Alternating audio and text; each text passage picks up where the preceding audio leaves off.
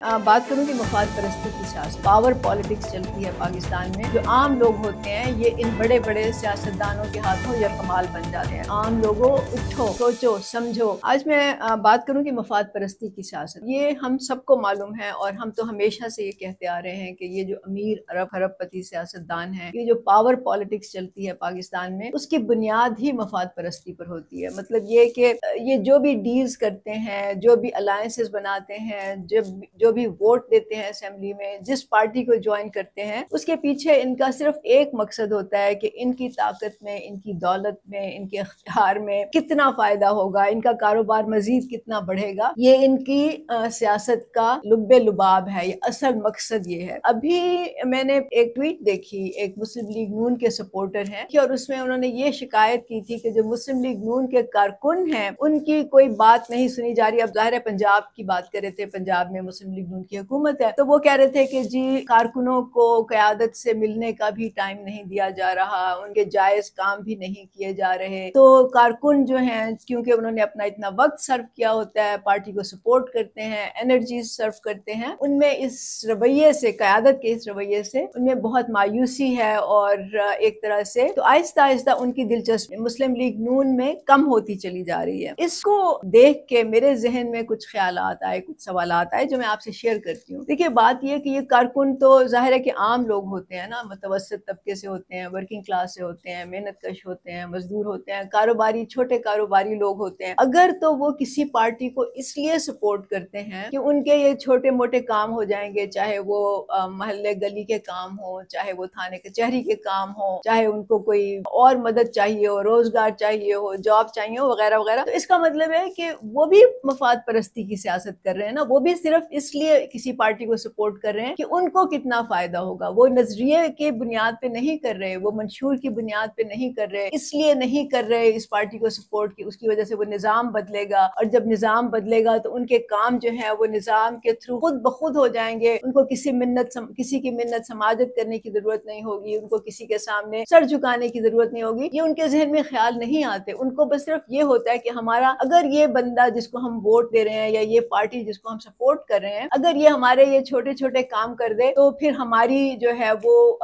वफादारियां और हमारी जो वोट है वो इनका ही होगा। सिर्फ एक इंडिविजुअल का नहीं बल्कि पूरी बरादरी जो है वो ये फैसला करती है। तो इस तरह से ये जो आम लोग होते हैं ये इन बड़े बड़े सियासतदानों के हाथों यरगमाल बन जाते हैं। और दूसरा जो मुझे ख्याल आया वो ये था कि क्या इन आम लोगों के जो कारकुन हैं, इनके जहन में कभी ये ख्याल नहीं आता कि इनको क्यों क़यादत में आने का मौका नहीं दिया जाता, इनको क्यों आगे बढ़ने का सियासत में मौका नहीं मिलता, ये क्यों नेशनल लेवल की जो पॉलिटिक्स है ये उसमें ये क्यों नहीं आ सकते, और अगर कभी किसी को मिलता भी है तो वो मिन्नत समाजत पे, ताल्लुकात की बिना पे खुशामद करके मिलता है, और फिर वो उसमें भी इनका कोई इख्तियार नहीं होता फैसला करने में। जो भी पार्टी के फैसले होते हैं उसमें इन लोगों की बात नहीं सुनी जाती। आम लोगों को ये बात समझनी चाहिए कि जब तक कि वो एक बड़े मकसद के लिए, नजरिए पे, मंशूर की बुनियाद पे पार्टियों को सपोर्ट नहीं करेंगे, जब तक उनमें ये सियासी शऊर नहीं आएगा कि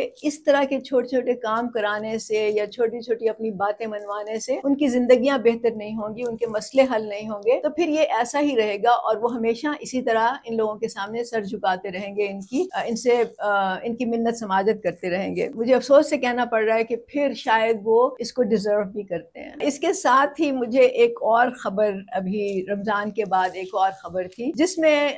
खबर ये थी कि केपी की हुकूमत ने, जहाँ पे पीटीआई की हुकूमत है, वहाँ पे उन्होंने पता नहीं 8 या 10 अरब रुपए रमजान में लोगों को, जो जरूरतमंद लोग थे या जरूरतमंद खानदान थे, उनको पैकेजेस देने का प्लान बनाया और उसके लिए उन्होंने 10 या 8 अरब रुपए जो थे वो के लिए डेडिकेट किए। केपी के लोगों से, कई लोगों से मैंने सुना और फिर मैंने उसकी तस्दीक भी करने की कोशिश की और मुझे यही जवाब मिला कि वो जो पैसे थे वो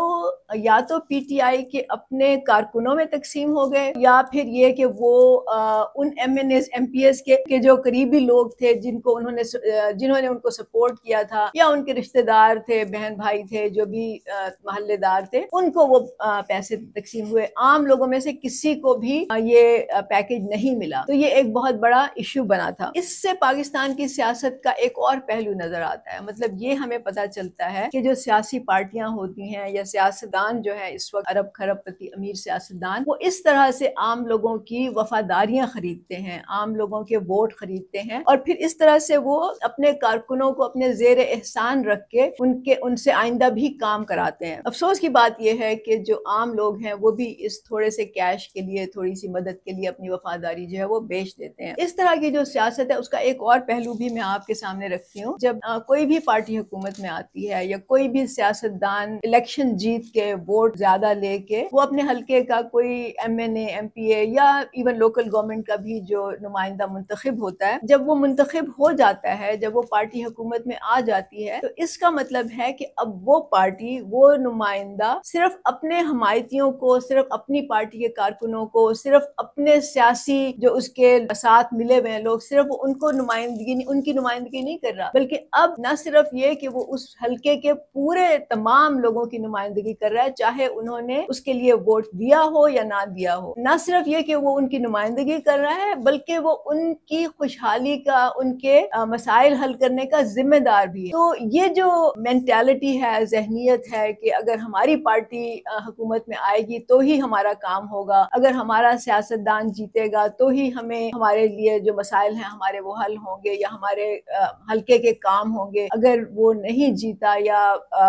ہم نے مخالف بندے کو ووٹ دیا تو پھر یہ کہ ہمیں اس کی سزا بھی مل سکتی ہے، اور یہ ایسا ہوتا ہے، پانی بند کر دیا جاتا ہے۔ مجھے معلوم ہے سندھ میں تو جہاں پہ اس طرح کے واقعات ہوتے ہیں وہاں پہ ان لوگوں اس علاقے کا پانی بند کر دیا جاتا ہے، اور بھی بہت سے ان کو تکالیف سے گزارا جاتا ہے۔ اب میں آپ سے، عام لوگوں سے مخاطب ہوں کہ جب آپ ان امیر سیاستدانوں کو مفاد پرست ہونے کا طعنہ دیتے ہیں یا ان پہ الزام لگاتے ہیں تو پھر اپنے گریبان میں بھی تھوڑا سا جھانک کر دیکھ لیجئے، کیونکہ اگر آپ ان چھوٹے چھوٹے کاموں کی وجہ سے، تھوڑی سی مدد کی وجہ سے اگر آپ اپنا ووٹ ان کو دے دیتے ہو، اگر اپنی وفاداری ان کو بیچ دیتے ہو، تو پھر آپ بھی مفاد پرستی کی سیاست ہی کر رہے ہو۔ آپ جب تک یہ کرتے رہیں گے آپ کے مسائل حل نہیں ہو سکتے۔ آپ اسی طرح ان امیروں کی منت سماجت کرتے رہیں گے اور یہ اپنی کروڑوں کی دولت میں سے چند سکے آپ کے سامنے پھینک کے یا اپنا جو وقت ہے اس میں سے چند لمحات آپ کے لیے صرف کر کے یہ آپ پہ احسان جتاتے رہیں گے، اور آپ اس احسان کے نیچے دبے ہوئے اپنی آئندہ نسلوں کا مستقبل ان کے ہاتھ میں دیتے رہیں گے، اس کو یرغمال رکھتے رہیں گے۔ تو یہ آپ لوگوں کو سوچنے کی ضرورت ہے۔ تو عام لوگوں، اٹھو، سوچو، سمجھو۔ برابری پارٹی اسی لیے بنائی گئی ہے کہ آپ کو یہ نہ کرنا پڑے، آپ خود الیکشن لڑو، خود اسمبلی میں جاؤ، خود اپنے فیصلے کرو، تاکہ آپ کو ان کے سامنے سر نہ جھکانا پڑے، ان کے سامنے ہاتھ نہ پھیلانا پڑے۔ آپ کے جو کام ہے وہ نظام کے ذریعے ہو جائیں، نظام کو بدلو۔ جواد صاحب کا ایک گانا ہے، میں اس کو چند شعر آپ کو سناتی ہوں۔ انہوں نے یہ کہا، اس طرح مرمر کے جینا بھی کیا ہے، یہ تقسیم بدلنے کا وقت آ گیا ہے۔ جاگو میرے دوستو، اپنے حق کے لیے تم اٹھو، باطل کو باطل کہو جب تک کہ حق سچ نہ ہو۔